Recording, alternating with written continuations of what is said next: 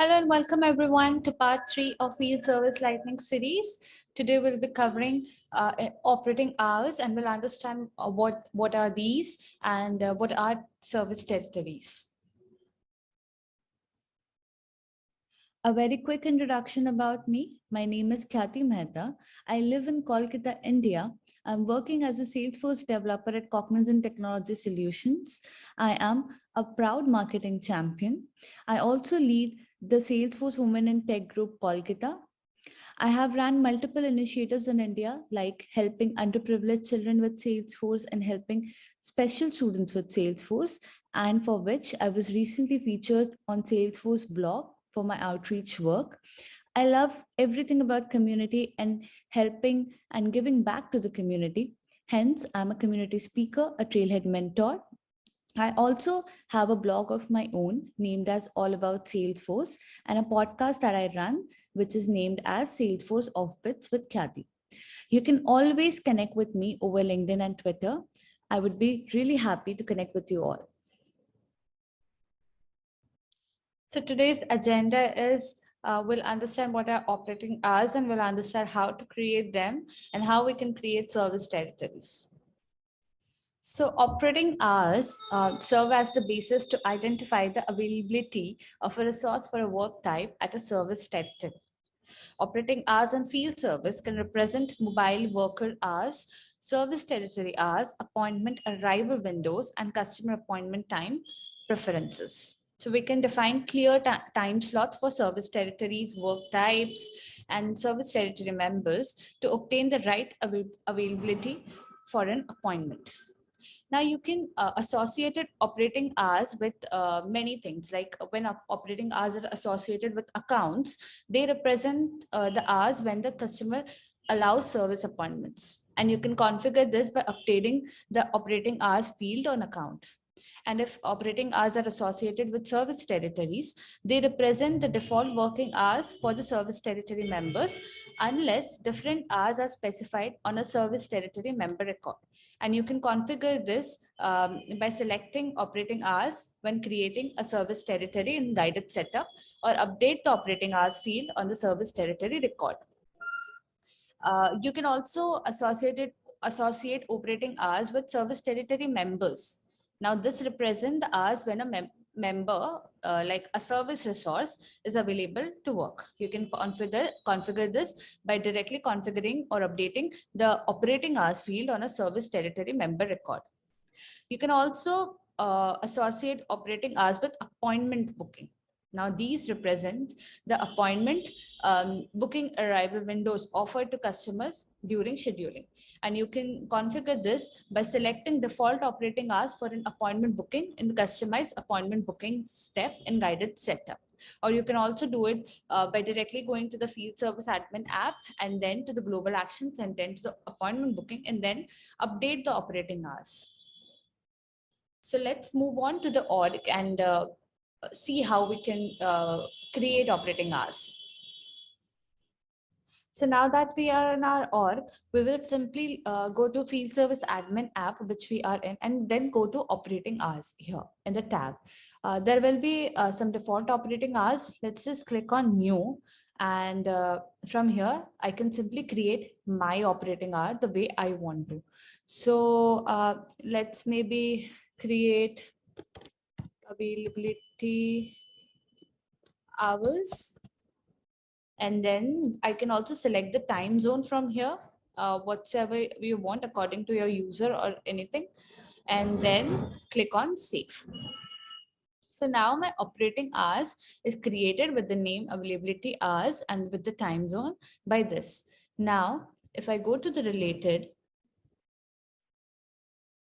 I can see something called time slots, wherein I can give the time slots as the name suggests. So I'll just click on new. And if I want to give the day of week or the type or the start time, maybe the start time should be like around 7 a.m. supposedly 7 a.m. And if I give the day of week as Monday and the end time as 4 p.m. So let's just find 4 p.m. and the maximum appointment can be 1, and just click on save. So that means one day is being added to this availability hours. The same way I can do for until Friday or howsoever I want. So this has basically like I can assign this availability hours to a resource. Now this is an operating hour. So that what would that mean? It would basically mean that a service resource assigned with with this operating hours can work only on Monday with timing 7 a.m. to 4 p.m. On this time zone. So that is what operating hours basically tells about a resource. So before we assign to a resource, let's understand what service territories are. So if we go to the slides back again, service territories represent regions in which field service work can be performed. Now, service territories are basically nothing but regions, like the areas where the work can be performed. So service territory members, and service territory locations have certain fields. Like for service territory, there's something called active, as you can see over here. So it basically indicates whether the service territory is meant to be used. If a territory is inactive, you will not be able to add members to it or link it to your work orders, work order line items, or service appointments. Then there is something called address. As the name suggests, an address is to associate it with the territory. You may want to list the address of the territory's headquarters.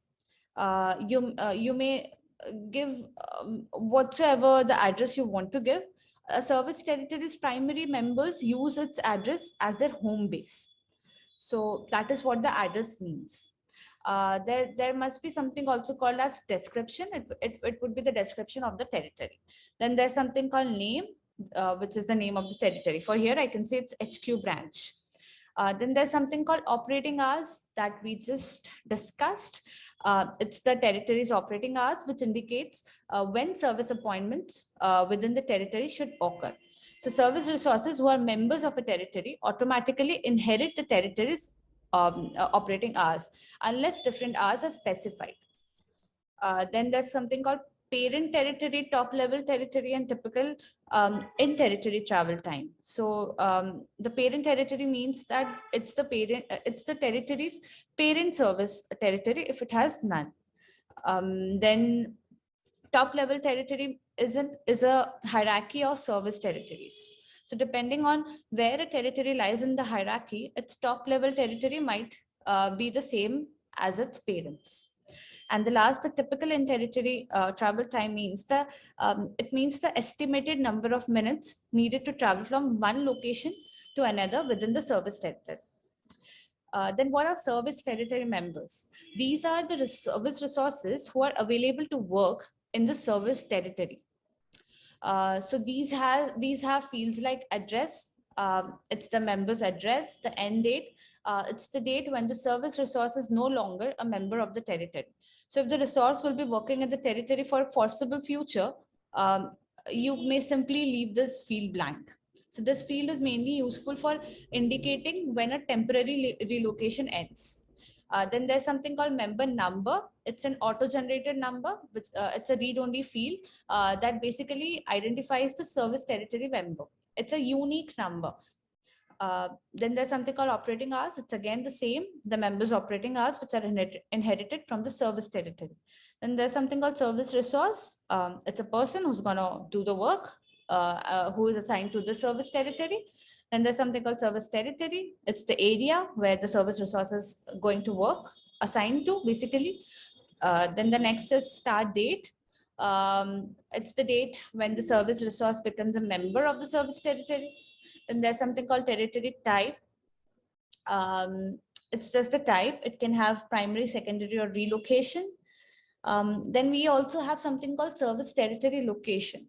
So service territory location represents locations that belong to a service territory, such as maybe warehouse located inside a territory. So it has fields like location, which is the related location, service territory, which is the related service territory, and service territory location number. It's an auto-generated number identifying the territory location. So let's go to the org and understand how we can create a service territory. So go to Field Service Admin app again and click on the Service Territories tab and just click on New.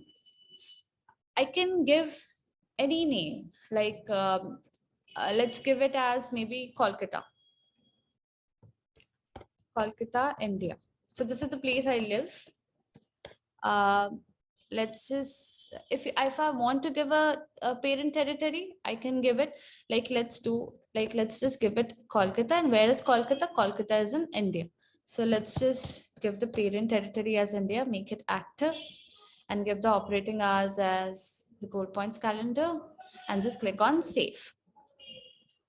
And then I can just search the operating hours and give the goal point appointments calendar and click on active and click on save.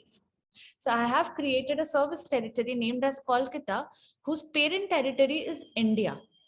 So these are all the operating hours that I was talking about. So this basically is a time where a service appointment can be worked for. Like these are the times where which we can select, and then the service appointment will be assigned to the service resource.